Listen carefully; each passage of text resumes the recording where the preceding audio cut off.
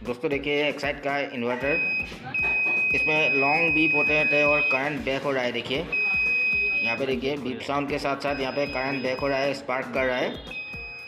तो अभी इसको खोल के देखते हैं क्या प्रॉब्लम हुआ है।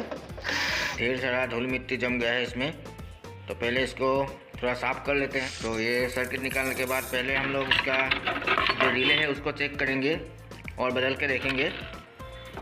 ये है इसका पुराना रिले और इसमें नया इंस्टॉल होगा। ये देखिए ये रिले शायद ख़राब हो गया है, तो अभी हम लोग नया रिले लगाएंगे। ये है नया जो इस यहाँ पे इंस्टॉल हो रहा है।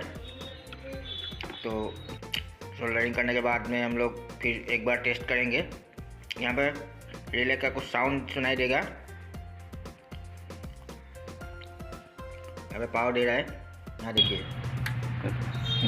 एक साउंड हुआ।